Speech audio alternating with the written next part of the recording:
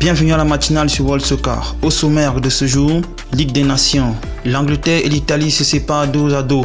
L'Allemagne n'arrive pas à gagner son premier match et la France est bonne dernière de sa poule. Qualification CAN 2023. Les résultats, les infos et les dernières actus.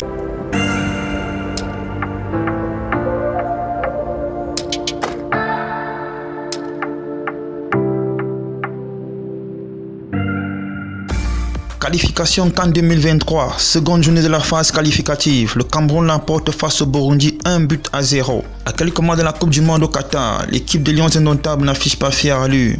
Moi, je ne suis pas content. Je ne suis pas content du tout. Vous représentez l'équipe nationale du Cameroun. Je m'en fous qui est en face de vous, vous devez faire le job. Vous devez faire le job. J'ai pleuré pendant plusieurs années parce que je manquais mes Coupes du Monde, mais je sais quel problème j'avais. Je sais quel problème j'avais. Et pourquoi je ratais mes Coupes du Monde. Ça ne va pas se passer tant que je suis président. J'ai pris cette présidence pour changer les choses. Et les places seront chères, je vous dis. Personne n'a sa place assurée dans cette équipe. Personne n'a sa place assurée dans cette équipe. Vous devez faire votre job. Celui qui veut venir porter le maillot du Cameroun, il fait son job quand il est dans cette équipe. Sinon, il ne vient pas et je serai content. Je jouerai avec des enfants. J'ai été assis là 26 ans comme vous. Je sais ce que vous pensez. Vous vous dites c'est un salaud, mais j'ai été le meilleur étant assis là. Et je sais pourquoi j'ai raté. Et aujourd'hui, je suis le président. Je vais tout vous donner, même ma vie, pour que vous soyez dans les meilleures conditions. Même ma vie. Et je bagarre avec tout le monde pour vous mettre dans les meilleures conditions. Parce que vous êtes assis là, vous ne savez pas quel bagage est derrière pour vous mettre dans les meilleures conditions. Mais quand on vient, c'est le Cameroun, les gars. Le Cameroun, pour moi, il n'y a rien de plus beau. Il n'y a rien de plus beau.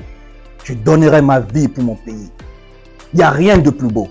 J'ai une très grande estime de mon pays. Et je vais arriver là où je vais. Avec vous ou sans vous. Si vous voulez être dans ce voyage, vous devez vous bouger, les gars. Je vous dis. Parce que cette Coupe du Monde, ne soyez pas sûr que vous serez dans cette liste. Si c'est ce que j'ai vu aujourd'hui, vous ne serez pas dans cette liste. J'ai besoin de plus, les gars. J'ai besoin de beaucoup plus. Parce que moi, je rêve de gagner cette Coupe du Monde. Et tous les problèmes que j'ai connus comme joueur ne vont pas se répéter. Et mon premier choix, c'est d'avoir un groupe humainement bon. Parce que j'ai raté parce que je n'avais pas un groupe humainement bon. Mais j'avais des grands joueurs. Et des très très bons joueurs, les gars, croyez-moi. J'avais des équipes incroyables. Mais le groupe n'était pas humainement bon. Et mon premier défi, c'est que mon groupe soit heureux de vivre ensemble. Heureux de vivre ensemble. Dès que ce groupe sera heureux de vivre ensemble, on va gagner, les gars. Mais par contre, bougez-vous. Maintenant, moi, je m'en fous. Celui qui veut venir ici, c'est selon les règles de la Fédération camerounaise de football. Donc moi, aujourd'hui, et je connais un peu le football. Un peu, les gars, un peu. Quand on se rappelle des déclarations du capitaine Aboubakar Vincent au sortir de la demi-finale de la dernière Coupe d'Afrique des Nations au Cameroun. Bonsoir Vincent. Oui, bonsoir. Vous avez dominé cette rencontre, mais vous sortez aux portes de cette finale. Comment vous expliquez cette élimination? Je pense que c'est une grosse déception. Je pense que c'est une grosse déception. La CAN est organisée au Cameroun, malheureusement on se fait éliminer en demi-finale. Je pense que dans le football, ça paye cash. Hein. On a une grosse équipe.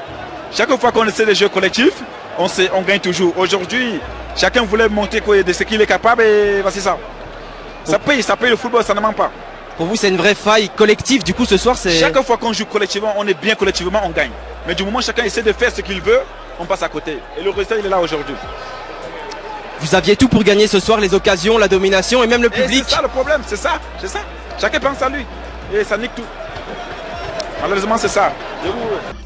On croise les doigts que les mêmes causes ne produisent pas les mêmes effets.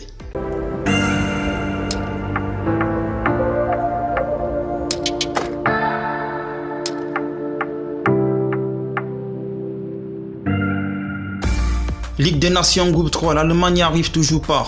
Avec un troisième match nul en autant de journées en Hongrie, un but partout, l'Allemagne est troisième de son groupe derrière son adversaire et l'Italie et peine à se montrer dangereuse offensivement parlant. Un constat qui déplaît fortement au sélectionneur Hans Flick et aussi au capitaine Manuel Neuer, mais qui inquiète surtout à quelques mois du mondial au Qatar. L'Angleterre et l'Italie se séparent 2-2, 0 but partout. Retrouvailles décevantes. 11 mois après la finale de l'Euro 2020, l'Angleterre et l'Italie ont croisé le fer au Molineux Stadium samedi soir dernier lors de la 3e journée de la compétition de la Ligue des Nations. Peu inspiré, les deux sélections ont offert un match sans but, 0 but partout.